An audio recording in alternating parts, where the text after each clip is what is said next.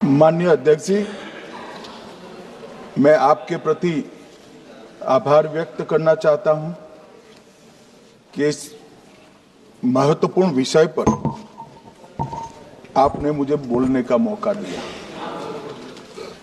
माननीय अध्यक्ष जी, इस विषय पर चर्चा के लिए सत्र की शुरुआत में 2 दिन गतिरोध भी हुआ। इससे एक प्रकार की गैर समझ, गलत धारणा जनता के बीच में पड़ी कि हम लोग ये चर्चा नहीं चाहते। माननीय अध्यक्ष जी, मैं स्पष्ट करना चाहता हूं, संसद ये देश का चर्चा का सबसे बड़ा पंचायत है और हम भाजपा वाले, एनडीए वाले चर्चा से कभी नहीं भागते। कोई भी मुद्दा हो, संसद के नियमों के अनुसार चर्चा के लिए हम तैयार रहते हैं। हमने 2 दिन तक विपक्ष के चर्चा करी कि इसको बाद में किया जाए, 2 सत्र बाद में किया जाए, मगर नहीं माने। हमने हाँ भर दी। मेरा दायित्व है मान्यवर कि हमने क्यों ना बोली थी। ना बोलने के 2 कारण थे। एक कारण था कि चर्चा गहन पुनः निरीक्षण के नाम पर वो मांगते थे, एसआईआर के नाम पर मांगते थे। मान्यवर, मेरा बहुत स्पष्ट मत है कि एसआईआर पर इस सदन पे चर्चा नहीं हो सकती है, क्योंकि गहन पुनः निरीक्षण की जिम्मेदारी भारत के चुनाव आयोग की है। भारत का चुनाव आयोग और चुनाव आयुक्त ये सरकार के तहत काम नहीं करते। अगर जब चर्चा होती है और कुछ सवाल खड़े किए जाएंगे तो इसका जवाब कौन देगा? मान्यवर, जब उन्होंने कहा कि हम चुनाव सुधार पर चर्चा करने के लिए तैयार है, हम तुरंत मान गए और आज चुनाव सुधार पर ही चर्चा हुई। मान्यवर, लगभग 63। प्लीज मान्य दादा, आप बीमार हो, मैं समझ रहा हूं, मगर बीमार ज्यादा हो तो घर पे रहा करो, यहां सदन का माहौल मत बिगाड़िए। मान्यवर, 63 सदस्यों ने प्लीज ऐसे माहौल ठीक रहना चाहिए। व्यक्तिगत बात है मेरी और दादा के बीच में, माहौल ठीक रहना चाहिए। मान्यवर, 63 सदस्यों ने पक्ष और विपक्ष से इस चर्चा में हिस्सा लिया है और जो चर्चा का समय हुआ था तय, उससे ज्यादा आपने समय लिया है। इसलिए भी मैं आपका धन्यवाद व्यक्त करना चाहता हूं। मान्यवर, चर्चा तय हुई थी चुनाव सुधारों के लिए, मगर ज्यादातर विपक्ष के सदस्यों ने एसआईआर पर ही चर्चा करी। अब चर्चा इन्होंने जिस तरह से शुरू करी है, जवाब तो मुझे देना पड़ेगा मान्यवर, और मैं मानता हूं उनको सुनना भी चाहिए। मान्यवर, इस एसआईआर पर, गहन पुनर्निरीक्षण पर एक तरफा 4 महीने से झूठ फैलाया और देश की जनता को गुमराह करने का प्रयास किया। और मेरा आग्रह है सदन के पक्ष और विपक्ष के सभी सदस्यों, मैंने एसआईआर की प्रक्रिया का, इससे जुड़े हुए संवैधानिक अनुबंधों का और भूतकाल में जो एसआईआर हुए वो सभी का गहन अभ्यास किया है। मैं आज आपके माध्यम से इस सदन को और सदन के माध्यम से पूरे देश की जनता को जो झूठ विशेषकर कांग्रेस पार्टी द्वारा फैलाया गया है, वो झूठ का मेरे तर्कों के हिसाब से जवाब देना चाहता हूं। आप बेटे ज्ञान मत दीजिए। मान्यवर, ये देश के संविधान में, मान्यवर, ये देश के संविधान से, संविधान के अनुच्छेद 2 से चुनाव आयोग की रचना हुई। एक प्रकार से चुनाव आयोग एक संवैधानिक संस्था है। संविधान के अंदर चुनाव आयोग का गठन, उसकी शक्तियां, चुनावी प्रक्रिया, मतदाता की परिभाषा और मतदाता सूची को तैयार करने और उसके सुधारने के लिए की शक्तियां, इसके बारे में स्पष्ट प्रावधान किए गए। और मान्यवर, बड़ी विनम्रता से मैं बताना चाहता हूं कि प्रावधान जब किए गए तब हमारी पार्टी बनी ही नहीं थी। हमारी पार्टी के अलावे जो लोग हैं, इन लोगों ने संविधान सभा में चर्चा कर कर संविधान को बनाया था। इसलिए ये पूरी चुनाव की प्रक्रिया जो संविधान के अंदर व्याख्यायित की गई है और आज जो हो रहा है, ये दोनों के बीच में क्या अंतर है और आरोप क्या है, इसको मैं जवाब देना चाहता हूं। माननीय, फ्री एंड फेयर चुनाव कराने का हमारा संविधान ने जिम्मेदारी चुनाव आयोग की तय की। मतदाता सूची बनाने की और मतदाता सूची में सुधार करने की जिम्मेदारी भी चुनाव आयोग को दी। अनुच्छेद, संविधान के भाग 15 में अनुच्छेद 324, इसमें चुनाव आयोग का गठन, चुनाव आयुक्त की नियुक्ति, लोकसभा, राज्यसभा, विधानसभा, उपराष्ट्रपति और राष्ट्रपति, ये सभी चुनाव का संपूर्ण नियंत्रण संविधान ने चुनाव आयुक्त को दिया है। और चुनाव आयुक्त एक से ज्यादा हो तो इलेक्शन कमिश्नर को दिया है। अब 325 जो अनुच्छेद है, वो किसी भी पात्र मतदाता को मतदाता सूची से बाहर नहीं रखा जाता, इसका प्रावधान करता है। मगर 326 एक गहन पुनर्निरीक्षण के लिए, एसआईआर के लिए बहुत महत्वपूर्ण है। क्या है 326? मान्यवर, इन्होंने मतदाता की पात्रता, योग्यता और मतदाता होने की शर्तें आर्टिकल 326 में तय की है। और वो शर्तें क्या है? सबसे पहली शर्त है कि मतदाता भारत का नागरिक होना चाहिए, विदेशी नहीं होना चाहिए। ये सबसे पहली शर्त है। और ये कह रहे हैं कि चुनाव आयोग क्यों ये कर रहा है? भाई, इसका दायित्व है, इसलिए कर रहे हैं। दूसरी है, 18 साल से ज्यादा आयु का व्यक्ति मतदाता बन सकता है। तीसरा, वैधता का निर्धारण मानसिक असमर्थता, अपराध और भ्रष्टाचार में संलिप्तता के लिए जो कानून ने समय समय पर तय किया है, इसके पर।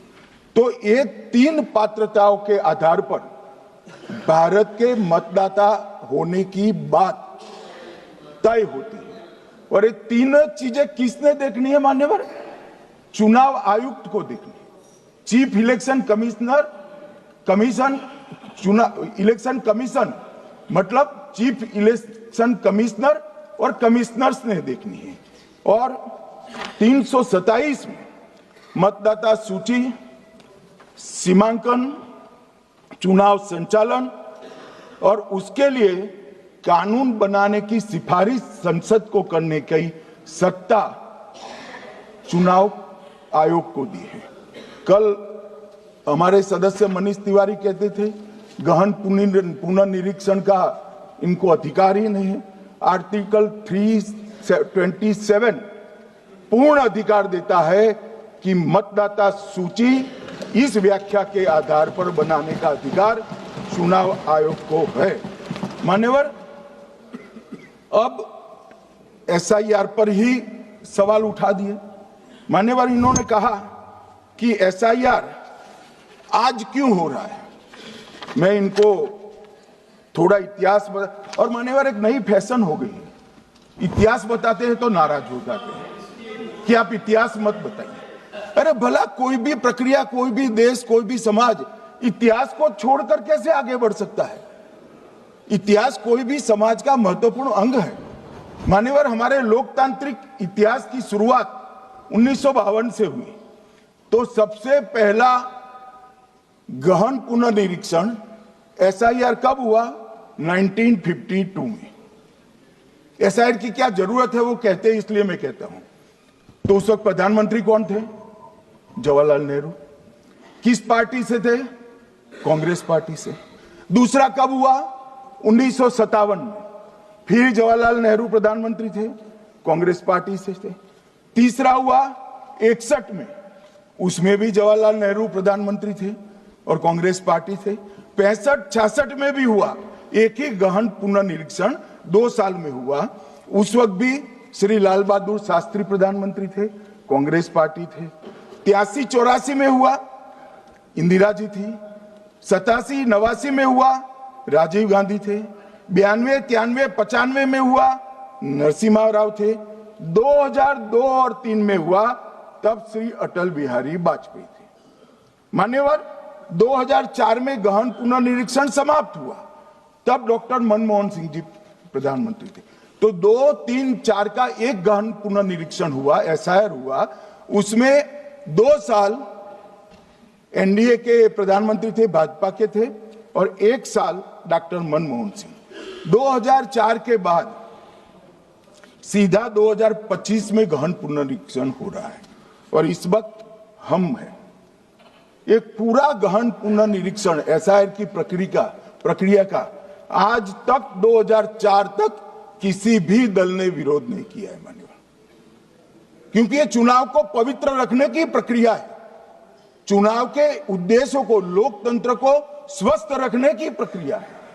अगर लोकतंत्र में चुनाव जिसके आधार पर होते हैं वो मतदाता सूची ही प्रदूषित है, तो चुनाव कैसे साफ और सुथरे हो सकते हैं? मानो समय समय पर मतदाता सूची का गहन पुनर्निरीक्षण जरूरी है, इसलिए चुनाव आयोग ने फैसला किया कि 2025 में इसको किया जाएगा। मान्यवर, एक बीच में एक घटना में जरूर कहना चाहूंगा। 2010 में एक चुनाव आयुक्त महोदय ने निर्णय किया कि रिटर्निंग ऑफिसर को मतदाता सूची में से नाम काटने का अधिकार नहीं है, और उसके बाद से किसी की मृत्यु हुई तो भी नाम नहीं कटते थे, कोई एक क्षेत्र से दूसरे क्षेत्र में गया तो भी नाम नहीं कटते थे। एक व्यक्ति का ट्रांसफर हो गया तो कोयम्बटूर से वो शिमले चला गया, भारत सरकार का कर्मचारी है, तो उसका नाम कोयम्बटूर में भी रहता था, शिमला में रहता था, क्योंकि 2010 में मैं बताता हूं किस, मैं बख्सूंगा नहीं, आप चिंता मत करो, क्योंकि 2010 में एक व्यवस्था हुई कि किसी का नाम नहीं काट सकते, और उस वक्त भी कांग्रेस पार्टी की सरकार थी। तो एक गहन पुनर्निरीक्षण क्या है? मानिए, एक गहन पुनर्निरीक्षण है कि जिनकी मृत्यु हो गई उनके नाम कट जाए, जो 18 साल से बड़े हो गए उनके नाम जोड़ जाए, जो किसी भी प्रकार से 2 जगह मतदाता है उनके नाम कट जाए, और जो विदेशी नागरिक है उनको चुन चुन कर डिलीट किया जाए। ये गहन पुनर्निरीक्षण। और मैं आज इस मंच से, आपके माध्यम से इस सदन को और देश की जनता को कहना चाहता हूं, क्या कोई भी देश का लोकतंत्र सुरक्षित रह सकता है जब देश का प्रधानमंत्री और राज्य का मुख्यमंत्री कौन हो वो घुसपैठ ये तय करेंगे? मान्यवर, नहीं रह सकते। एक मतदाता का एक से ज्यादा जगह पर वोट होना चाहिए। मान्यवर, एक से ज्यादा जगह पर वोट होना चाहिए। जो लोगों का मृत्यु हो चुका है, मान्यवर, जिन लोगों का मृत्यु हो चुका है उनका वोट मतदाता सूची में होना चाहिए। मान्यवर, ये एसआईआर और कुछ नहीं है, मतदाता सूची का शुद्धिकरण है। मैं मानता हूं इससे कुछ दलों के राजनीतिक स्वार्थ आहत होते हैं। मुझे उन दलों के प्रति एक प्रकार से अनुकंपा भी है, क्योंकि देश के मतदाता तो वोट देते नहीं है, ये थोड़े विदेशी दे देते थे, वो भी चले जाएंगे। मगर मान्यवर, क्या हमने भारत के नाते निर्णय करना पड़ेगा कि इस देश की संसद को चुनने के लिए, राज्य की विधानसभा को चुनने के लिए विदेशी को वोट देने का अधिकार देना है या नहीं देना है? और मेरा मत है, मेरा विनम्र मत है मान्यवर, कि ये नहीं देना चाहिए। मान्यवर, इसमें कानूनी स्थिति का प्रश्न नहीं है। अभी सांसद महोदया बोला कि इलेक्शन कमीशन का अधिकार नहीं है। लाल बाबू हुसैन 1995 में एक वाद हुआ मान्यवर, भारत की सर्वोच्च अदालत तक वो वाद पहुंचा। लाल बाबू हुसैन बनाम मतदाता रजिस्ट्रेशन ऑफिसर 1995 में इसका जजमेंट आया और उसमें अदालत ने स्पष्ट कहा, देश की सर्वोच्च अदालत ने कहा, मैं नहीं कह रहा, जहां मतदाता का नाम दर्ज किया जाना है वहां रिटर्निंग ऑफिसर ये सुनिश्चित कर सकता है कि आवेदक भारत का नागरिक है या नहीं है। ये लोग जो कहते हैं इलेक्शन कमीशन कैसे तय करेगा, ये इनकी ड्यूटी है और ये हमारा निर्णय नहीं है, भारत की सर्वोच्च अदालत का निर्णय है और हम सब भारत की सर्वोच्च अदालत के निर्णय से बंधे हुए हैं। किसी को भी अगर वेरीफाई करना है तो लाल बाबू हुसैन बनाम मतदाता रजिस्ट्रेशन ऑफिसर 1995 का जजमेंट निकालकर मान्यवर दे दे। मान्यवर, विपक्ष के नेता राहुल गांधी जी ने 5 नवंबर 2025 को एक प्रेस कॉन्फ्रेंस में परमाणु बम फोड़ा। अब वो परमाणु बम के अंदर उन्होंने कहा कि हरियाणा में एक ही घर में 501 वोट पड़ गए।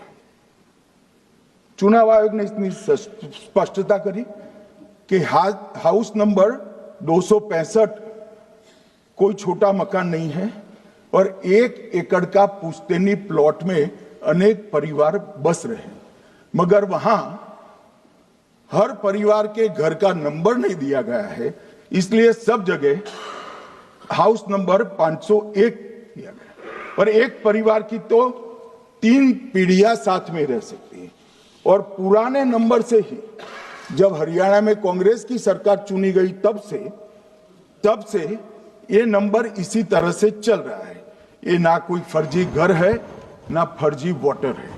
मान्यवर, वोट चोरी का नैरेटिव बनाने के लिए मान्यवर, मेरा विपक्ष के नेता से एक निवेदन है कि 2 मिनट सुन ले मुझे, बाद में उनको बोलने का मौका दीजिए। मान्यवर, 2 मिनट। मान्यवर, मेरा आपसे विनम्र निवेदन है, मैं आधी रात तक बैठने के लिए तैयार हूं, मुझे कोई आपत्ति नहीं। मेरा भाषण समाप्त हो जाए, अरे सुनिए ना भाई, सुनो ना, 2 बड़े बोलते हैं तब बीच में नहीं बोलते।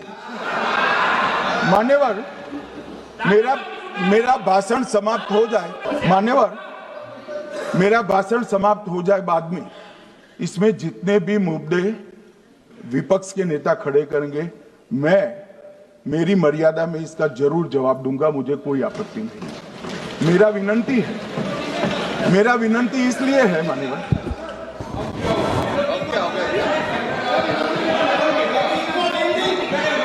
एक मिनट, उनको पूरी बात करने दें। हाँ हाँ मान्यवर, मेरा विनंती भी मान्यवर,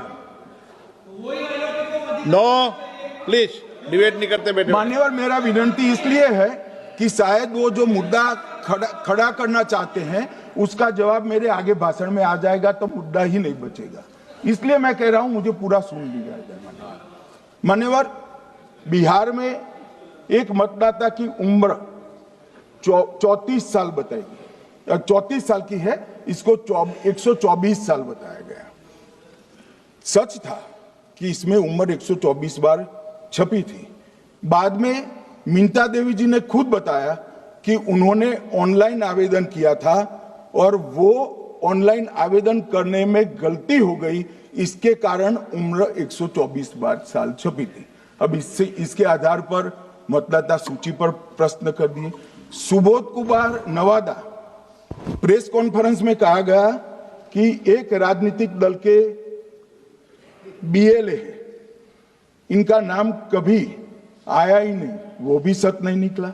रंजू देवी रोहतास, उनको कहा कि एक कार्यकर्ता, उन्होंने बाद में रंजू देवी जी ने स्टेटमेंट दिया, जबरन बुलाकर उनकी वोटर लिस्ट से नाम काट लिया गया, ऐसा आरोप हुआ।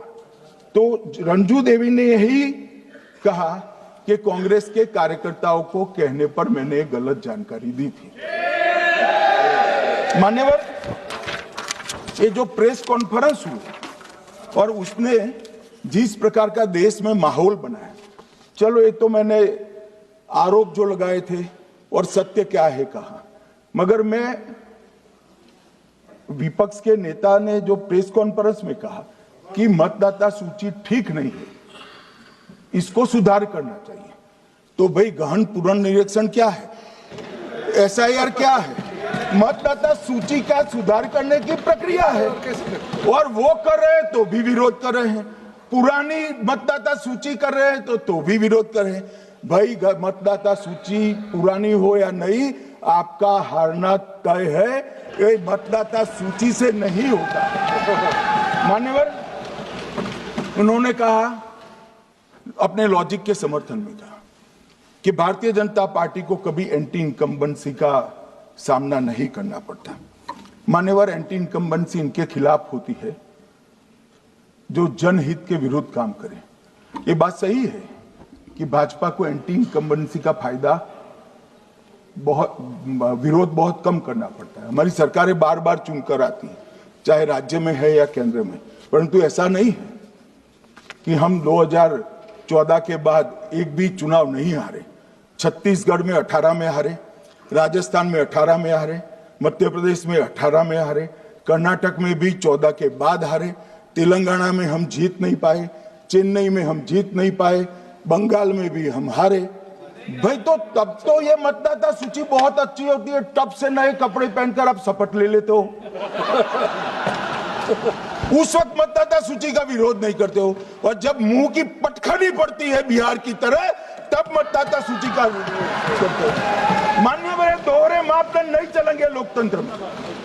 जब आप जीतते हो तब चुनाव आयोग महान है, जब आप हारते हो तो चुनाव आयोग निकम्मा है, बीजेपी का कहने पर चलता है। जब आप जीतते हो मतदाता सूची अच्छी है, मतदाता सूची अच्छी है, और जब आप हारते हो तो मतदाता सूची खराब है। मान्यवर, मुझे कोई आपत्ति नहीं, इस प्रकार का भ्रांति फैलाए तो फैलाए, मेरा दायित्व है कि इस देश की जनता को एक ड्यूअल स्टैंडर्ड की जानकारी देना, जो मैं आज इस सदन में खड़े होकर दे रहा हूं। मान्यवर, आगे पर भी मैं इस विषय को कहूंगा, और ढेर सारे आरोपों के मेरे पास जवाब है। जो 3 प्रेस कॉन्फ्रेंस में, एक सादा प्रेस कॉन्फ्रेंस, एक एटम बम वाला प्रेस कॉन्फ्रेंस, एक परमाणु बम वाला, ये तीनों में क्या हुआ, इसके सारे जवाब मेरे पास है। मान्यवर, अब ये कहते हैं कि 2-2 जगह है, 2-2 जगह मतदाता है। मान्यवर, किन किन लोगों के 2-2 जगह मतदाता में, इसमें जिनके नाम 2 जगह रजिस्टर्ड है उसका दोष नहीं निकालता मैं, क्योंकि एक जगह से कोई व्यक्ति दूसरी जगह गई तो 2010 के बाद इसको डिलीट करने का अधिकार आरओ के पास से ले लिया गया। इसके कारण ये विसंगतियां खड़ी हुई है। किसके हैं? श्री प्रशांत किशोर जी के 2 जगह मतदाता है, पवन खेरा जी का भी है, तेजस्वी यादव का स्वयं का है, टी सिद्दीकी एनआईसी केरल के नेता का है, मान्यवर संजय सिंह आप पार्टी के नेता के हैं, एक किशोरी पेडनेकर यूबीटी शिवसेना के हैं, इनका भी है। मान्यवर, सामान्य गलतियां हैं, क्योंकि एक नियम आ गया, जिसका जब वोट काटने का जिसका अधिकार है उसको रोक लिया गया, तो आरओ वोट काट नहीं सकता था, इसलिए 2 जगह रह गए। अब वो ही एक गहन पुनर्निरीक्षण से सुधरना है, मगर आप गहन पुनः निरीक्षण को वोट चोरी कह रहे हो। मान्यवर, वोट चोरी किसको कहते हैं वो मैं बताना चाहता हूं। और हमारे यहाँ कुछ परिवार ऐसे हैं जो पूछते नहीं वोट चोरी। मान्यवर, पहली बात मैं स्पष्ट करना चाहता हूं, मैं 30 साल से विधानसभा और संसद में जनप्रतिनिधि के रूप में चुनकर आता हूं। मुझे लंबा अनुभव है संसदीय प्रणाली का। विपक्ष के नेता महोदय कहते हैं कि पहले मेरी बात का आप जवाब दीजिए, मैं सुनना चाहता हूं। आपकी मुनसफी से संसद नहीं चलेगी। मेरे आप बोलने का क्रम मैं तय करूंगा। इस तरह से नहीं चलेगी संसद। मान्यवर, उनको धैर्य रखना चाहिए, उनको धैर्य रखना चाहिए मेरा जवाब सुनने का। इनकी एक एक बात का जवाब मैं दूंगा, मगर मेरे भाषण का क्रम वो तय नहीं कर सकते, मैं करूंगा, क्योंकि मैं बोल रहा हूं। मान्यवर, आपके चेहरे पर बैठो। मान्यवर, आपके चेहरे पर चिंता की लकीरें मैं देख रहा हूं कि मैं क्या बोलूंगा। मैं उनके उकसावे में नहीं आऊंगा, मैं मेरे विषय पर बोलूंगा। मान्यवर, मैंने इतना ही कहा कि मैं मेरे भाषण का क्रम मैं तय करूंगा। मेरे भाषण का पहले क्या बोलना, बाद में क्या बोलना, मैं तय करूंगा। और मैं मानता हूं कि हर एक वक्ता का ये अधिकार है, उनका भी है, मेरा भी है। कल वो बोल रहे तो हम ऐसा थोड़ी ना बोले आप झूठ क्यों बोल रहे हो। हम नहीं बोले, नहीं बोल सकते साहब। वो माननीय विपक्ष के नेता है, वो बोल सकते अपना भाषण। मान्यवर, और मैंने तो ये भी कहा मेरा पूरा भाषण छूट कर कुछ बच जाता है तो आप पूछिएगा, मैं जवाब दूंगा। मगर अब धैर्य भी चाहिए और सुनना भी चाहिए, दोनों चीजें करनी पड़ती है। मान्यवर, वोट चोरी का कोहराम बचा। मैं वोट चोरी किसको कहते हैं वो बताना चाहता हूं। वोट चोरी के 3 आयाम हैं। एक तो मतदाता नहीं है, मतलब योग्यता नहीं है, और आप वोटर बन जाते हो तो वोट चोरी माना जाएगा। दूसरा, आप गलत प्रकार से चुनाव जीतते हो तो वोट चोरी माना जाएगा। और तीसरा, जनादेश को डिफाई करते हो, मतलब वोट के विपरीत आप कोई पद प्राप्त कर लेते हो तो भी एक प्रकार से वोट चोरी होता है। अरे सुनो ना, क्यों जल्दबाजी करते हो मानिकम, क्यों?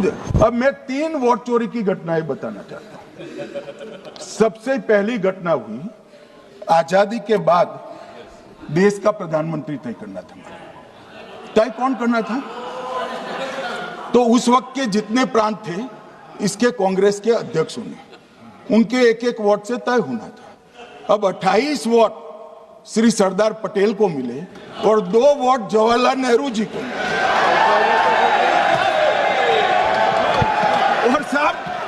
और साहब प्रधानमंत्री जवाहरलाल जी बने।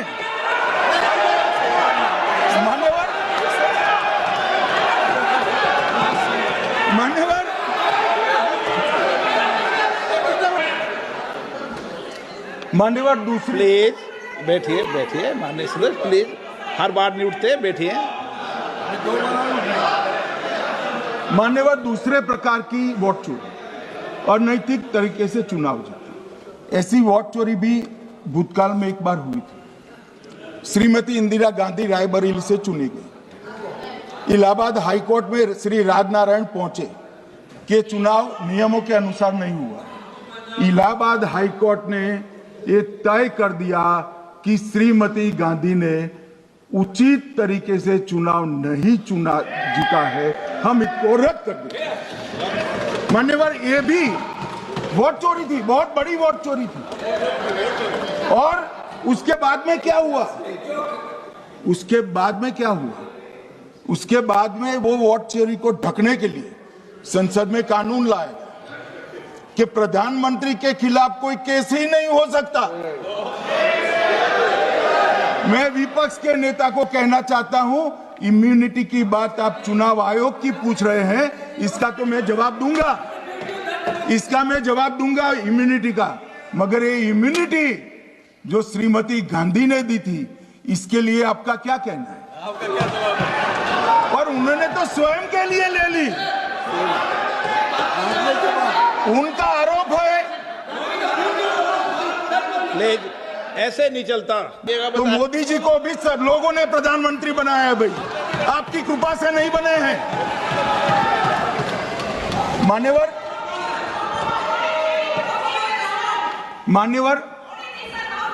नो प्लीज, ऐसे मानव तरीका ठीक नहीं है आपका। 2-2 मिनट में उठना। मान्यवर विपक्ष के नेता ने कहा कि आपने चुनाव आयुक्तों को इम्यूनिटी दी। इनका आरोप सत्य नहीं है, मैं इसकी बात बाद में करता हूं। परंतु हमने तो चलो मानो चुनाव आयुक्त को इम्यूनिटी दी, श्रीमती गांधी ने तो अपने आप को इम्यूनिटी दी। और फिर जब ये संवैधानिक सुधार के वायरस चैलेंज हुए तो वो केस जीतने के लिए 2, 3 और 4 नंबर के सर्वोच्च न्यायालय के जज को बाईपास कर चौथे नंबर के जज को चीफ जस्टिस बनाया और वहां केस भी जीत लिया। और मान्यवर, तो इतिहास है, कौन जुटला सकता है? इनको कोई पढ़ाता नहीं है इतिहास, ये तो इतिहास है, सर्वोच्च अदालत और संसद के रिकॉर्ड में रखा हुआ इतिहास है। इसके खिलाफ लल्लन सिंह जैसे कितने लोग पूरा जीवन लड़े बिहार में, इमरजेंसी के खिलाफ जेल में गए, लाखों लोग गए। और तीसरी वोट चोरी कहना चाहता हूं। तीसरी वोट चोरी का प्रकार मैंने बताया था कि योग्यता नहीं है और मतदाता बन जाना। अभी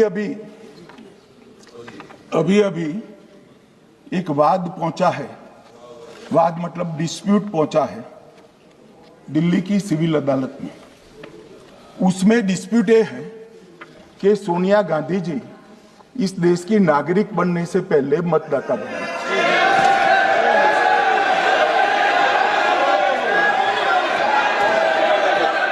मान्यवर, मैंने इतना ही कहा है कि अदालत में केस चल रहा है जो फैक्चुअल है। अब जवाब तो उनको अदालत में देना है, सोनिया जी ने यहां क्यों दे रहे हैं? अदालत में जवाब देना है। अब मुझे सुनिए तो, अब आपने एक मुद्दा खड़ा किया, मुझे जवाब तो देने दीजिए। मान्यवर, मैंने कुछ ऐसा नहीं कहा, मैंने सिर्फ इतना कहा है कि एक वाद दायर हुआ है दिल्ली की अदालत में। मैंने कोई कंक्लूजन नहीं कहा, मैंने कहा कंक्लूजन कहा, मैंने कोई कंक्लूजन नहीं कहा।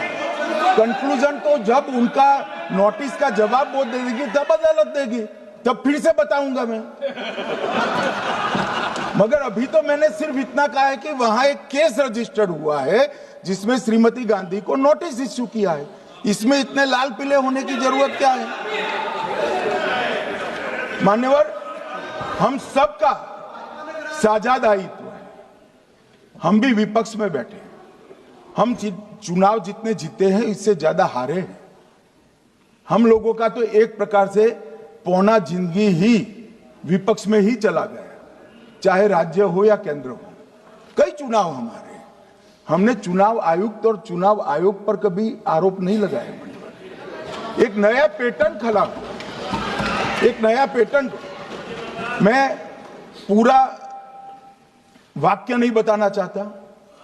श्रीमती ममता बनर्जी ने चुनाव आयोग पर आरोप लगाए, स्टालिन जी ने लगाए, बीडी सतीशन जी ने लगाए, श्री राहुल गांधी ने लगाए, मल्लिकार्जुन खड़गे जी ने लगाए, तेजस्वी यादव जी ने लगाए, अखिलेश यादव जी ने लगाए, वी शिवन कुट्टी ने लगाए, हेमंत सोरेन जी ने लगाए, भगवंत मान जी ने लगाए। अब पहले तो ऐसी परंपरा सिर्फ कांग्रेस पार्टी में थी, मगर संपर्क का दोष कहता होता है साहब, ये सारे इंडिया अलायंस वाले चुनाव आयोग के खिलाफ आए। मान्यवर, चुनाव आयोग एक तटस्थता से चुनाव कराने वाला संस्थान बनाया गया और इसकी मान्यता कोई पॉलिटिकल पार्टी ने नहीं दी, भाग और अनुच्छेदों के तहत हमारे संविधान ने दी। और ये संवैधानिक प्रक्रिया है। इस संवैधानिक प्रक्रिया पर सवाल खड़े कर अनर्गल आरोप कर आप पूरे चुनाव आयोग की एक प्रकार से पूरे दुनिया में इसकी छवि को धूमिल करने का काम कर रहे हैं। आपको लगता है कि आप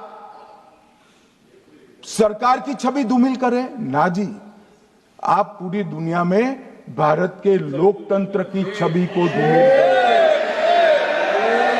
मान्यवर सरकार का तो इतना ही सवाल है, मान्यवर सरकार का तो इतना ही सवाल है कि भारत के मतदाता क्या सोचेंगे, मगर मतदाता का सोचने का सवाल नहीं है। मतदाता को तो मालूम है कि हमने तो वोट दिया है इसलिए चुनकर आए हैं, तो उसके मन में कोई डाउट नहीं है। ये वोट चोरी करते रहे, घुसपैठिया बचाओ यात्रा निकाली और बिहार में 2/3 बहुमत से हम जीत गए। मान्यवर, ये जो नई परंपरा शुरू हुई कि देश के अंदर चुनाव न जीते तो चुनाव आयोग को बदनाम करो, चुनाव प्रक्रिया को बदनाम करो, मतदाता सूची को बदनाम करो, ये हमारे लोकतंत्र का भला नहीं करेगी। यही आयुक्त के करते, यही सरकार के होते हुए आप कई चुनाव जीते, हम कुछ नहीं बोले, हम पार्टी में बैठकर इसकी मीमांसा की, मगर ये लोग चुनाव आयोग पर। मान्यवर, मैं थोड़ी स्पष्टता के लिए आंकड़ा देना चाहता हूं। मई 14 में श्रीमान नरेंद्र मोदी इस देश के प्रधानमंत्री बने, तब से उनको आपत्ति है। तो एनडीए क्या क्या जीती? 3 लोकसभा चुनाव हम जीते, 41 राज्यों के विधानसभा चुनाव जीते, तो हम 44 विधानसभा टोटल चुनाव जीते हैं 2024 से 25 तक। मगर वो भी 30 चुनाव जीते हैं अलग अलग विधानसभा में, 30 जगह पे। अगर मतदाता सूची करेक्ट है तो क्यों शपथ लिया, क्यों चुनाव लड़ा?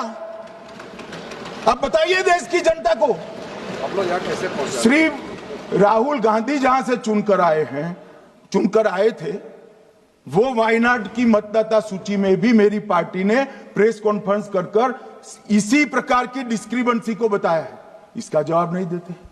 हमने अमेठी का भी बताया है, इसका जवाब नहीं देते हैं। मान्यवर, ये चुनाव की मतदाता सूची में जो थोड़ी बहुत गलतियां हैं, उसको वो लोग मुद्दा बनाते हैं चुनाव हारने का। चुनाव हारने का कारण है नहीं, मैं अंत में बताऊंगा क्यों हारते हो चुनाव, मैं बताऊंगा मान्यवर अंत। परंतु फिर भी चलो मान ले कि मतदाता सूची ठीक नहीं है, तो गहन पुनर्निरीक्षण का मतलब ही ये है कि मतदाता सूची को सुधारने की प्रक्रिया। अब इसमें आपके बीएलए सहयोग नहीं करते हैं, आप उसका बहिष्कार का ऐलान करते हो, आपकी राज्य सरकारें जहां है वो मदद कम करती हैं, तो कैसे मतदाता सूची का शुद्धिकरण होगा? जो आपकी डिमांड है वो ही चुनाव आयोग कर रहा है। आपकी डिमांड है कि मतदाता सूची ठीक हो, वो चुनाव आयोग कर रहा है। मगर हुआ क्या है मान्यवर मालूम है? इनको अब अगर प्रेस में कोई पत्रकार उनको पसंद ना आए ऐसा सवाल पूछते हैं तो तुम बीजेपी के एजेंट हो ऐसा कहते हैं। मान्यवर, सवाल जो भी हो उसको लेना चाहिए। मान्यवर, पत्रकार कभी बीजेपी का एजेंट नहीं होता है, मगर आप अगर ऐसा मानते हो कि लोकतंत्र में आपको पसंद आए ऐसे ही सवाल पत्रकार पूछे तो ये नहीं हो सकता। इमरजेंसी नहीं है भाई, इमरजेंसी नहीं है। मान्यवर, एक प्रेस में कोई सवाल पूछता है तो कहते हैं बीजेपी के एजेंट हो, केस हारते हैं तो जज पर आरोप कर देते हैं, चुनाव हारते हैं तो ईवीएम पर आरोप करते हैं, ईवीएम की दलील अब गले नहीं उतरती तो वोट चोरी का मुद्दा लेकर आए, वोट चोरी का मुद्दा लेकर पूरा बिहार में यात्रा निकाली, फिर भी हार गए। अब हारने का कारण आपका नेतृत्व है, ये हारने का कारण ईवीएम और मतदाता सूची नहीं। और अगर ये मानते हैं मान्यवर, अगर ये मानते हैं कि इनको कोई पूछने वाला नहीं है, भगवान करे मैं गलत पड़ जाऊं, कांग्रेस के कार्यकर्ता इनका हिसाब मांगेंगे। एक दिन कांग्रेस के कार्यकर्ता इनका हिसाब मांगेंगे कि इतने चुनाव कैसे हार गए। मान्यवर, कोई जज आजादी के इतने साल में नहीं हुआ है मान्यवर कि कोई जज एक जजमेंट दे तो जज के खिलाफ इंपीचमेंट लेकर आते हैं। अपनी वोट बैंक को एड्रेस करने के लिए इंपीचमेंट लेकर आते हैं मान्यवर। और ये सारे ने तो साइन कर दिया साथ ही साथ उद्धव जी ने भी साइन कर दिया। उद्धव जी, जजमेंट क्या है? एक पहाड़ी पर मान्यता है कि हाँ सबसे ऊपर दिया जलाया जाए। मान्यवर, एक वोट बैंक को संभालने के लिए एक हाईकोर्ट के जज के सामने इम्पीचमेंट लेकर आए हैं। देश की जनता उनको मदद नहीं करे।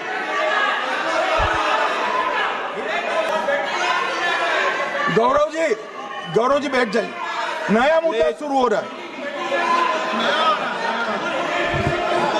अरे भैया प्लीज मेरी बात सुनो ना। माननीय गृहमंत्री जी, नया मुद्दा शुरू हो रहा है, फिर से खड़ा होगा होना। आप बैठ जाइए।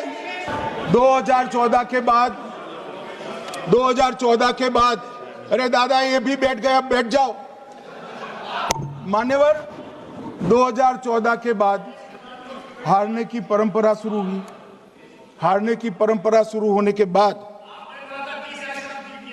हाँ जीते ही है, मगर हारने की भी परंपरा हुई है। मान्यवर, हारने की परंपरा शुरू करने के बाद इन्होंने सबसे पहले ईवीएम को निशाना बनाया।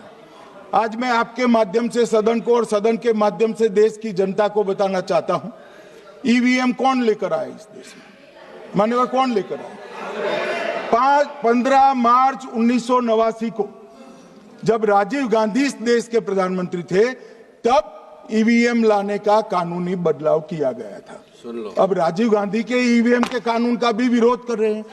मान्यवर, इसके बाद में अरे सुनो ना क्या प्रक्रिया हुई।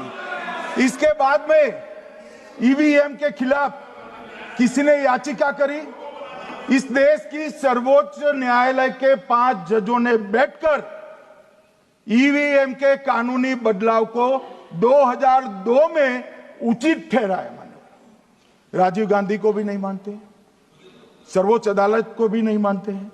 फिर 98 में मध्य प्रदेश, राजस्थान और दिल्ली, इसमें सिर्फ 16 विधानसभाओं में इसका ट्रायल लिया गया।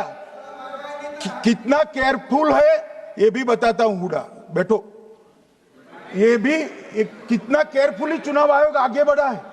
मध्य प्रदेश, राजस्थान और दिल्ली, ये राज्यों की सिर्फ 16 विधानसभा में इसका ट्रायल लिया गया। हर प्रकार से चेक कर ईवीएम का उपयोग सबसे पहली बार पूरे देश में 2004 में हुआ। 2004 का महत्व है माननीय, सबसे पहले 2004 में हुआ। पूरे लोकसभा चुनाव हमारे समय में ईवीएम का उपयोग हुआ। लाए राजीव गांधी, वहां से लेकर 2004 तक। और 2004 के चुनाव में कौन जीता भाई? वो जीत गए।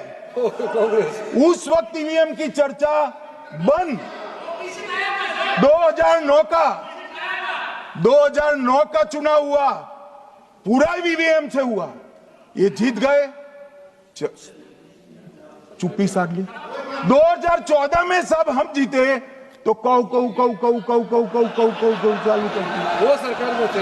मान्यवर, ये क्या है?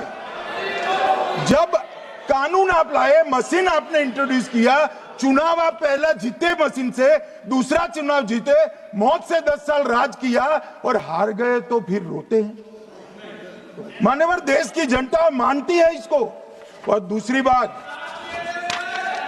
बात, जब चुनाव आयोग को भी लगा कि सच्चे झूठे आरोप होते हैं, तो इस पर रिसर्च की एक प्रक्रिया हुई। मानिएगा 5 साल रिसर्च के बाद वीवीपीएटी की इंट्रोडक्शन हुआ।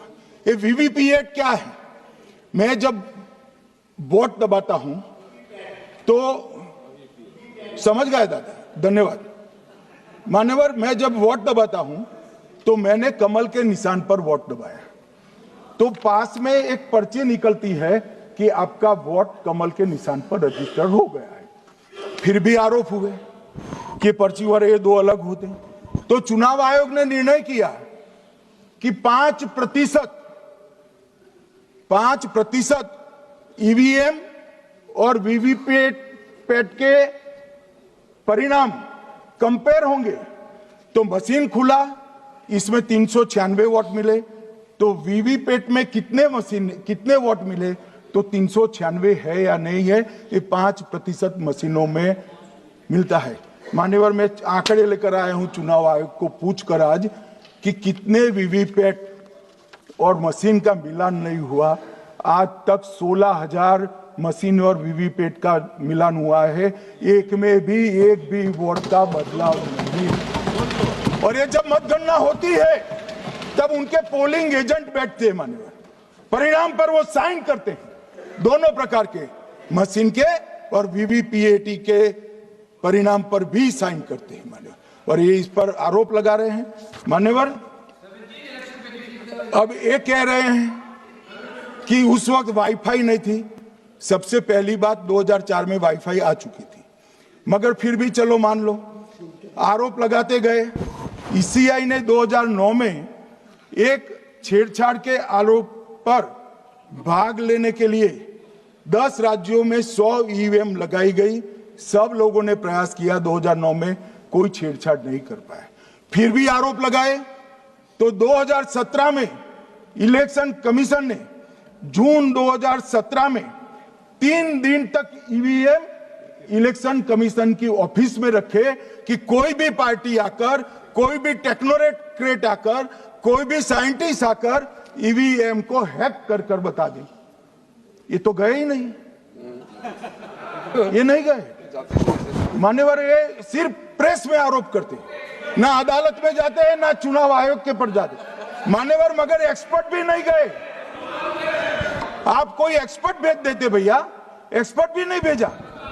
और मान्यवर 2017 में फिर चुनाव आयोग इस निर्णय पर पहुंचा कि आने वाले सब चुनाव ईवीएम से होते हैं।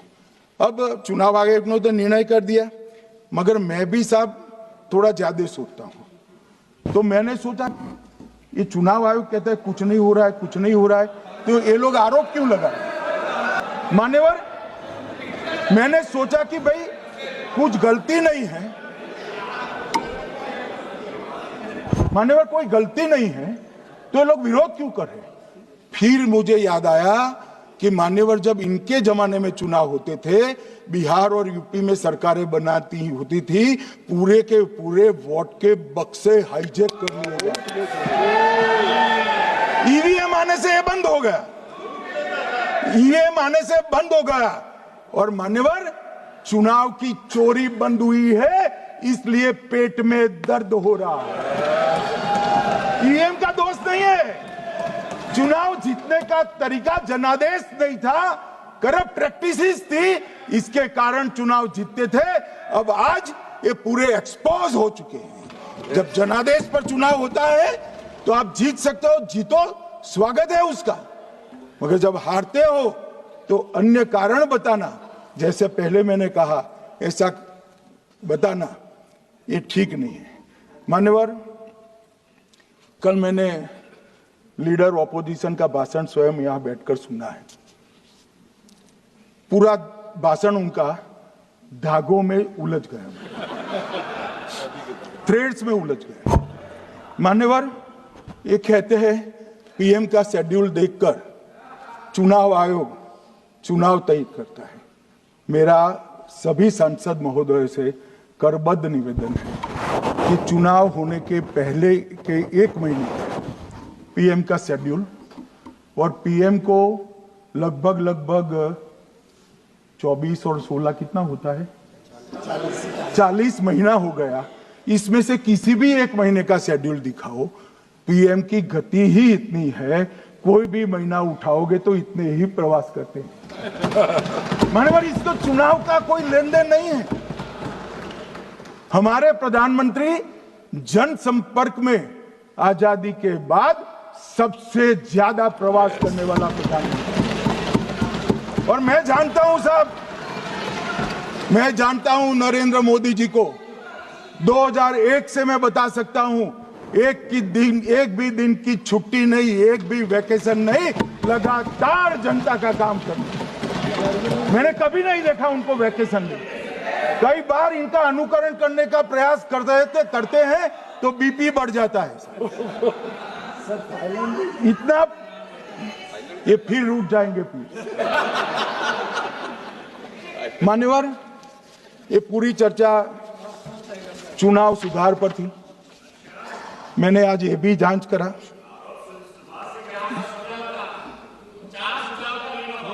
सुनो ना, जरा धैर्य रखो भाई। मान्यवर, मैंने आज सुबह चुनाव आयुक्त के वहां जांच कराई। जांच मतलब कोई गोपनीय चीज नहीं पूछी है, आप इसका इशू मत बने। मैंने ये पूछा कि चुनाव सुधार के लिए मई 2014 के बाद कौन सी पार्टी से कितने आवेदन आपको मिले, क्योंकि चुनाव सुधार जो करना है इसकी प्रक्रिया क्या है। मान्यवर, चुनाव सुधार सभी राजनीतिक दलों के साथ चर्चा कर चुनाव आयोग भारत सरकार के विधि मंत्रालय को भेजता है और विधि मंत्रालय इसका कानून बनाकर संसद के सामने रखता है। ये प्रक्रिया है। तो मैंने सोचा कि इतना बड़ा हो हल्ला हुआ तो ढेर सारे चुनाव सुधार कांग्रेस पार्टी ने दिए होंगे, तो मैं जरा उसका पूछा कर दूं, लगे हाथ तो इसकी भी बात कर लूं। इसमें गोपनीय क्या है? तो मैंने पूछा तो साहब मुझे एक रहस्य मालूम पड़ा कि आज तक मई 2014 से चुनाव आयोग को एक भी चुनाव सुधार का सुझाव कांग्रेस पार्टी से नहीं है। मान्यवर,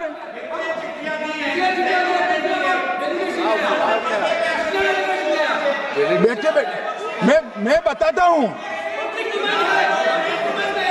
मान्यवर, मैं मेरे स्टेटमेंट पर कायम हूं।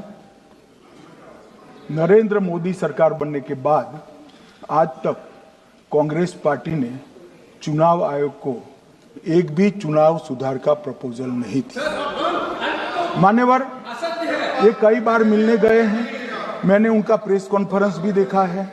उनका प्रेस कॉन्फ्रेंस था चुनाव प्रक्रिया के अंदर उनका जो डिस्प्यूट है वो ऑन गोइंग इलेक्शन में इसको रजू करने का।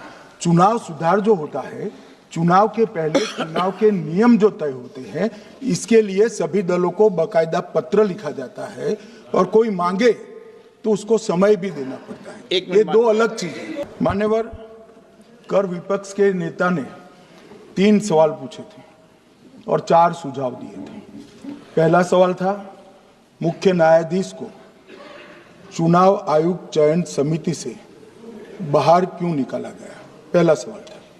दूसरा सवाल था दिसंबर 2003 में कानून बदलकर चुनाव आयोग को पूर्ण प्रतिरक्षा क्यों दी गई, और तीसरा शार्प क्वेश्चन था सीसीटीवी फुटेज 45 दिन में नष्ट करने का कानून क्यों लाए। कानून नहीं लाए हैं, सर्कुलर चुनाव आयोग ने इश्यू किया है, मगर ठीक है, हार्द में समझ रहा हूं, ये क्यों कर रहे हैं। ये 3 इसके जवाब थे। मान्यवर, मैं इसमें से सबसे पहले सवाल का जवाब देना चाहता हूं। मान्यवर, मुझे पूरा सुनकर जरा आप आपत्ति लीजिएगा, क्योंकि मैं बताऊंगा तो पास से ही, मगर वर्तमान का भी जवाब दूंगा। मान्यवर, 73 वर्ष तक इस देश में चुनाव आयोग की नियुक्ति का कोई कानून ही नहीं था।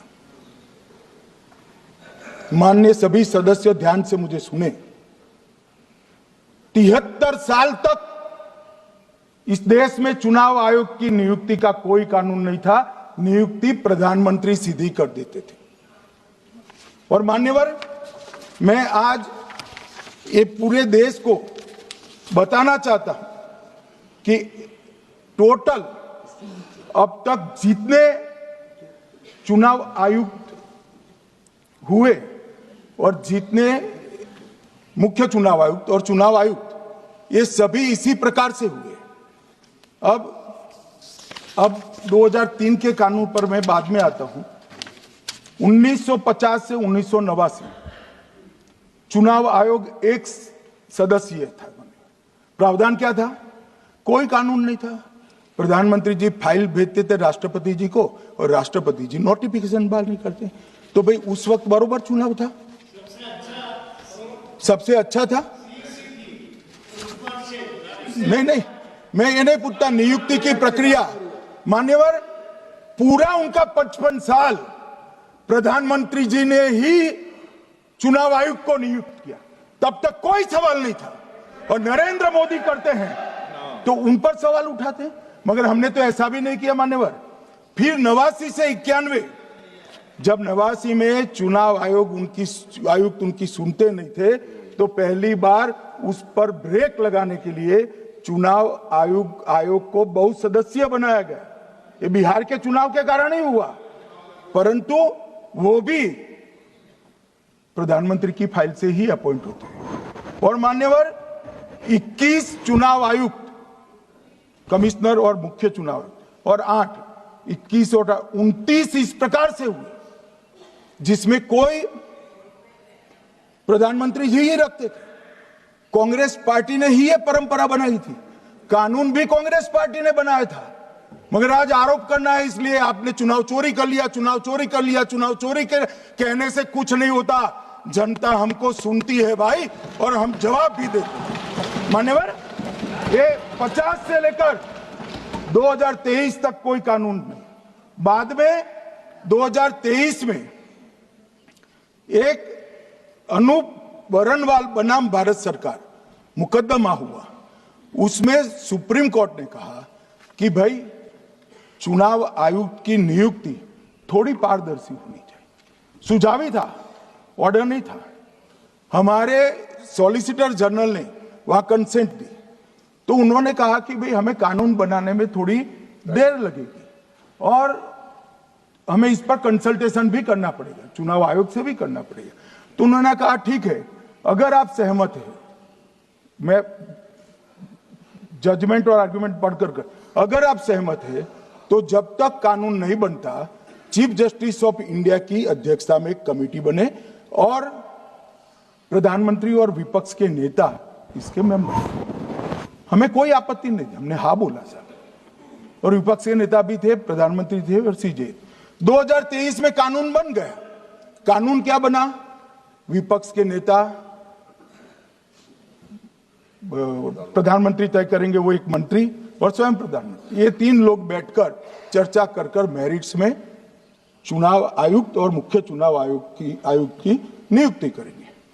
मान्यवर, हमारे टाइम में तो और पारदर्शी, ये कह रहे हैं हमारा तो 33% ही हिस्सा है। भाई 33% तो है ना, हमारा तो हिस्सा ही नहीं था। और मान्यवर, मैं रिकॉर्ड से बताता हूं, 2012 में सीयूसी की नियुक्ति होनी थी। अडवाणी जी ने सुझाव दिया लिखकर कि एक प्रणाली बना जाए, नहीं बनाया और BS संपत जी को सीधा चुनाव आयुक्त बना दिया।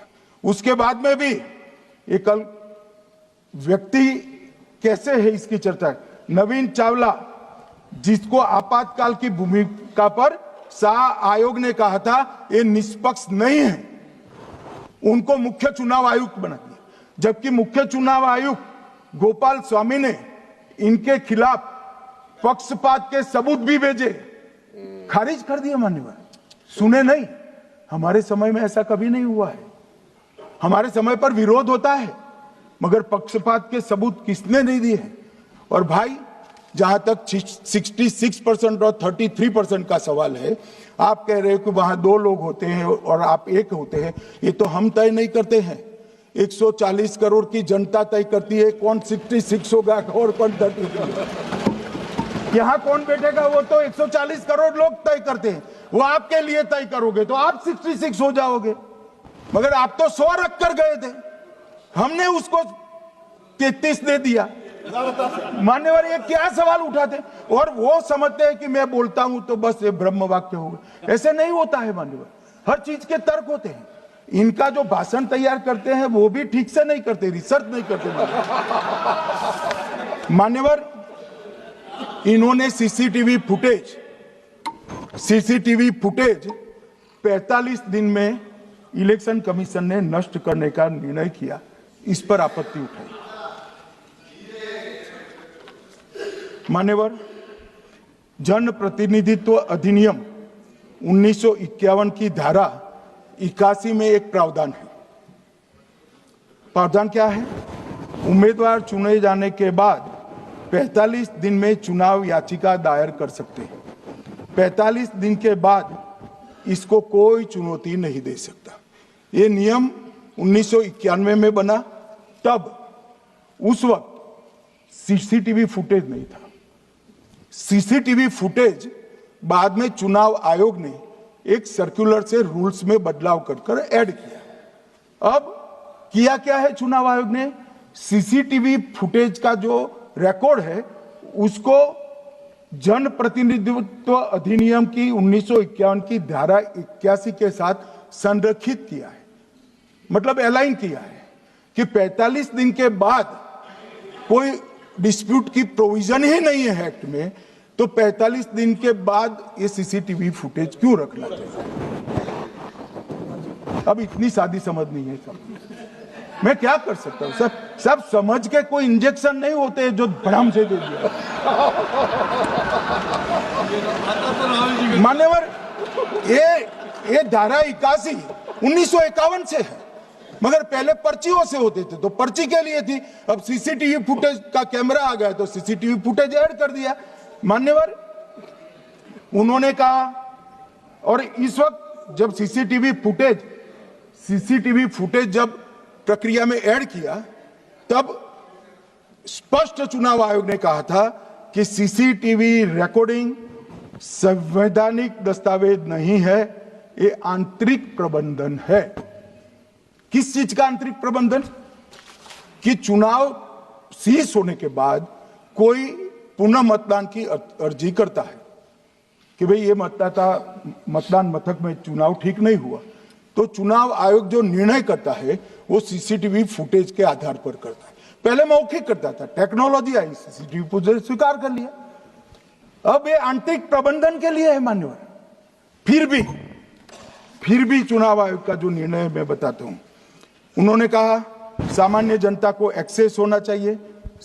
रूल्स बनाया गया है, सामान्य व्यक्ति सीसीटीवी फुटेज उच्च न्यायालय में जाकर 45 दिन के अंदर ऑर्डर करा सकता है। अब ये कहेंगे 45 दिन में जजमेंट नहीं आएगा, मगर उच्च न्यायालय इतना ऑर्डर कर सकता है कि ये सीसीटीवी फुटेज आप डिस्ट्रॉय मत करना। मान्यवर, राजनीतिक दलों को एक्सेस देने का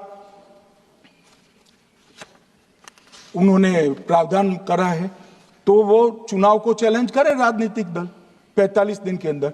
ऑटोमेटिक जो चुनाव चैलेंज होता है मान्यवर, उसका सीसीटीवी फुटेज नियमों से हम चुनाव आयोग रिजर्व कर देता है। मान्यवर, ये प्रक्रिया कुछ पढ़ते नहीं। इसके बाद पॉलिटिकल एजेंटों को एक्सेस होनी चाहिए। पॉलिटिकल एजेंट भी मान्यवर हाईकोर्ट से इसको प्राप्त कर सकता है। अब करते कुछ नहीं, एक भी ना हाईकोर्ट में अर्जी करी, ना चुनाव आयोग में करी, और सीसीटीवी फुटेज का बहाना लेकर बोलने लगे। अब इतने लाखों बूथों का सीसीटीवी फुटेज हर नागरिक मांगने लगा कोई कारण के बगैर, तो किस प्रकार से चुनाव आयोग दे सकता है? किस प्रकार से दे सकता है? यहां हुआ क्या है, सब प्राप्त करना चाहते हैं वो प्रेस कॉन्फ्रेंस करना। उनको लगता है कि मेरी प्रेस कॉन्फ्रेंस ये संवैधानिक प्रावधान के तहत होती है। ऐसा नहीं होता है। वे प्रेस कॉन्फ्रेंस जो करते हो जिन मुद्दों का, इसकी लीक कर अर्जी दे दो, टपक से मिल जाएगी सारी दिख, मगर अर्जी नहीं करते, कोर्ट में नहीं जाते हैं, चुनाव आयोग में नहीं जाते हैं, और चुनाव चोरी हो गया, चुनाव चोरी हो गया, चुनाव चोरी हो गया करते। मान्यवर, ऐसे नहीं चलेगा। इस देश को, लोकतंत्र को आप धूमिल नहीं कर सकते, और सबने सीखना चाहिए, और भाषण ढंग से तैयार करने का भी सीखना चाहिए। मान्यवर,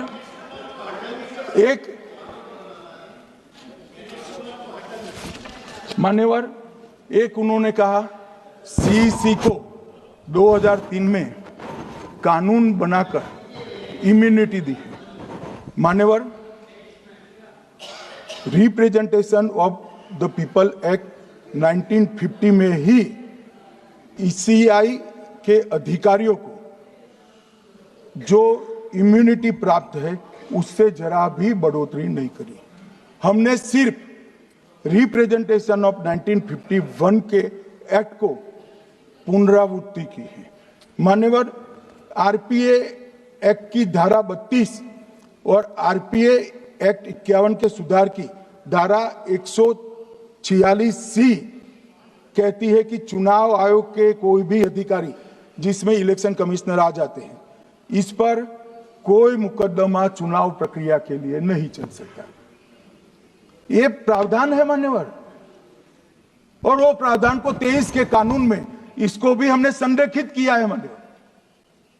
इतने सारे वकीलों को राज्यसभा दे रखी है, भगवान जाने क्या करते हैं सर, अपने नेता को ब्रीफ भी नहीं करते मान्यवर। मान्यवर ये वाक्य आप निकाल सकते हैं, ये वाक्य निकाल सकते हैं मान्यवर। अच्छा सुझाव दिया आपको।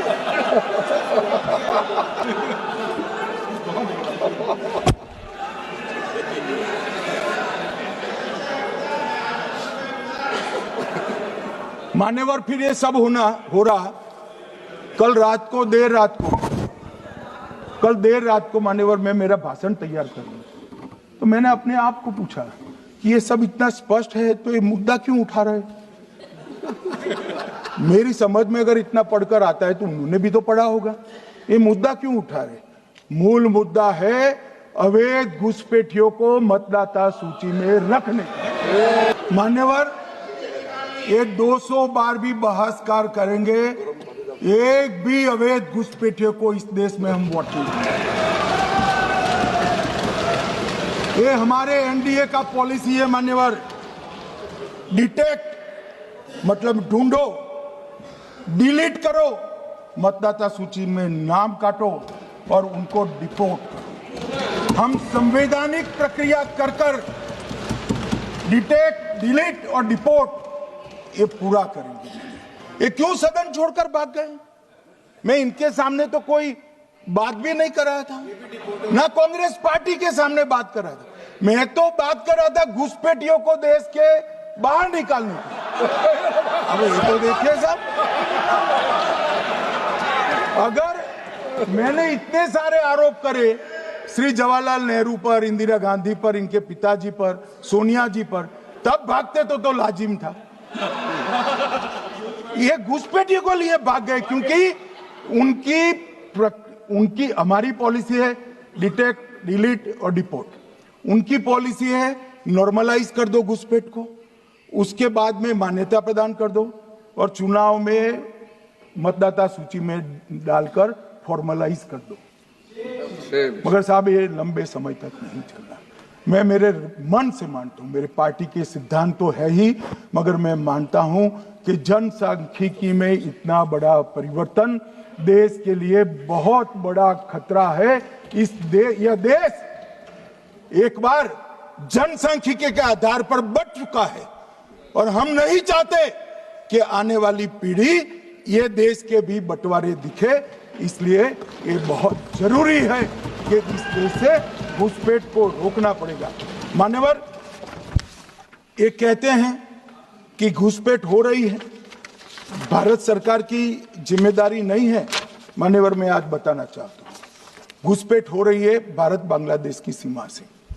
वहां पर कुल 2216 किलोमीटर बॉर्डर है, इसमें से 1653 किलोमीटर बॉर्डर बन चुकी है। अब 563 कहां बाकी रही है मान्यवर मालूम है? केवल और केवल एक राज्य बंगाल। आसाम का पूरा हो गया, मेघालय का पूरा हो गया, त्रिपुरा का पूरा हो गया, जम्मू कश्मीर का पूरा हो गया, पंजाब का पूरा हो गया, राजस्थान का पूरा हो गया, गुजरात का पूरा हो गया, खाली बंगाल का बाकी रखा है। और मैं आज कहना चाहता हूं टीएमसी के लोगों को भी, ये राहुल जी के साथ में रहकर घुसपैठिया बचाओ यात्रा बिहार में निकली, साफ हो गए। आप भी घुसपैठियों को बचाओगे तो वहां भारतीय जनता पार्टी का विजय तय। मान्यवर ये कहते हैं कि घुसपैठ क्यों हो रही, आप बॉर्डर नहीं बनाने देते, फेंसिंग नहीं करने दोगे, घुसपैठ नहीं होगी। फिर भी चलो मैं पूछना चाहता हूं कि घुसपैठ होकर सबसे पहले घुसपैठिया कहां आता है? कहां आता है? तो गांव में आता है। पटवारी को मालूम नहीं पड़ता, गांव के थाने वाले को मालूम नहीं पड़ता। इसकी मतदाता सूची में नाम डालने के लिए आधार कार्ड कहां बनता है? वहीं बनता है। उसका राशन कार्ड कहां बनता है? बंगाल में बनता है। और मतदाता सूची में कौन सी मतदाता सूची में ऐड होता है? तो बंगाल में होते, आपकी कोई जिम्मेदारी नहीं है। मान्यवर, ये देश के भविष्य और सुरक्षा के साथ खिलवाड़ कर रहे। कभी कभार चुनाव तो जीत जाओगे घुसपैठियों के आधार पर, परंतु इस देश की सुरक्षा को आप ताक पर रखो। मैं आज कहना चाहता हूं मान्यवर, बिहार की जनता ने एक बहुत महान फैसला किया है घुसपैठिया बचाओ यात्रा के खिलाफ जनादेश दिया, और बंगाल भी ये करने जा रहा है मान्यवर। आने वाले दिनों में करेंगे, उनको मालूम नहीं। मान्यवर, मैं कल राहुल गांधी जी ने एक विषय कहा था कि सारी संवैधानिक संस्थाएं आपने करप्ट कर दी। मैंने पूरा बताया कि चुनाव आयोग की नियुक्ति के पहले क्या नियम थे। उन्होंने ये कहा कि महत्वपूर्ण पद पर आरएसएस की विचारधारा के लोग रख लिए जाते हैं, तो इसमें क्या आपत्ति है भाई?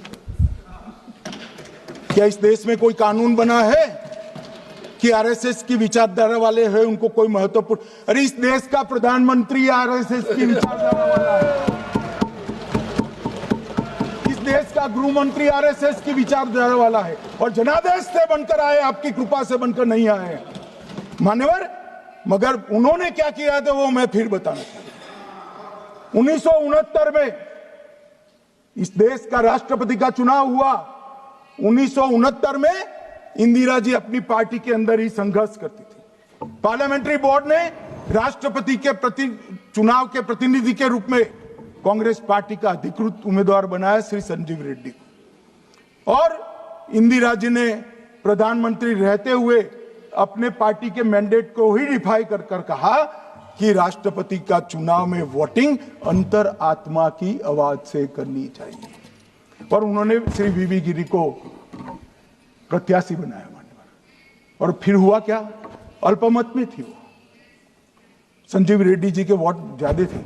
जीतने के लिए उन्होंने कम्युनिस्टों से समाधान किया, और इस देश की सारे संस्थान पर, शिक्षा संस्थान पर, महत्वपूर्ण संवैधानिक पद पर कम्युनिस्टों को बिठाने का काम ये इंदिरा गांधी जी ने, और वहीं से इस देश के विमर्श को बदलने का काम किया है, वहीं से किया है। वामपंथी विचारधारा इस देश के प्रकृति को, इस देश के स्वभाव को, इस देश की जनता को स्वीकार्य नहीं है, और इसीलिए वामपंथी लुप्त हो गए मान्यवर। उन्होंने इस देश के युवा धन को वामपंथी विचारधारा पर डाइवर्ट करने का काम किया है, जो 2014 से फिर से नरेंद्र मोदी जी ने इसको एक अच्छी तरीके से, लोकतांत्रिक तरीके से परिष्कृत करने का काम कर रहे हैं मान्यवर। और ये कह रहे हैं कि आरएसएस की विचारधारा वालों को रखते हैं। कोई ऐसा कानून नहीं है मान्यवर कि आरएसएस की विचारधारा वाला व्यक्ति कोई, आरएसएस की विचारधारा क्या है? देश के लिए मरना ही आरएसएस की विचारधारा है। देश को समृद्धि के परम शिखर पर ले जाना ही आरएसएस की विचारधारा है। देश की संस्कृति का झंडा बुलंद करना ही आरएसएस की विचारधारा है। ये क्या समझाते हैं? हम ऐसे मान लेंगे? हम नहीं डरते साहब किसी से, हम नहीं डरते। मैं मेरी ही बात करता हूं। मैं तो 10 साल का था और नारे लगाता था, आसाम की गलियां सुनी है, इंदिरा गांधी खूनी है। हम तो वहां से लड़ते लड़ते आए हैं, हम नहीं डरते मान्यवर। और मान्यवर, इन्होंने कहा कि वोट चोरी से जीतते हैं, वोट चोरी से नहीं जीते हैं। आपने सर्जिकल स्ट्राइक का विरोध किया, इसलिए हम जीते। आपने एयर स्ट्राइक का विरोध किया, इसलिए जीते हैं। आपने 370 हटाने का विरोध किया, इसलिए जीते हैं। आपने राम मंदिर बनाने का विरोध किया, इसलिए जीते हैं। आपने घुसपैठियों को हटाने का विरोध किया, इसलिए जीते हैं। आपने सीएए का विरोध किया, इसलिए हम जीते हैं। आपने ट्रिपल तलाक हटाने का विरोध किया, इसलिए जीते हैं। और आप 1 नेशन 1 इलेक्शन का विरोध कर रहे हो, इसलिए हम फिर से जीते हैं। माननीय 60 करोड़ गरीबों के घर में इस देश के प्रधानमंत्री जी ने घर पहुंचाया, गैस पहुंचाया, पानी पहुंचाया, शौचालय पहुंचाया, 5 किलो अनाज मुफ्त पहुंचाया, और 5 लाख तक की दवाइयां मुफ्त कर दी। क्या समझते हैं कि वोट चोरी कर जीते हैं? इस देश के इंफ्रास्ट्रक्चर को 40 साल देख लीजिए और हमारे 11 साल देख लीजिए, इंफ्रास्ट्रक्चर को 3 गुना बढ़ाने का काम हमारे प्रधानमंत्री नरेंद्र मोदी, और इसलिए जनता हमें जिताती है। और मैं तो अभी भी कहना चाहता हूं, चले गए हैं मान्यवर, मैं अभी भी कहना चाहता हूं, यार कांग्रेस पार्टी तुझे टिकट तो देती नहीं है मान्यवर, मैं अभी भी कहना चाहता हूं, एसआईआर का विरोध करोगे तो बिहार की जगह बंगाल और तमिलनाडु में भी साफ। मान्यवर, इस 140 करोड़ की जनता का जनादेश ईश्वर का आदेश होता है।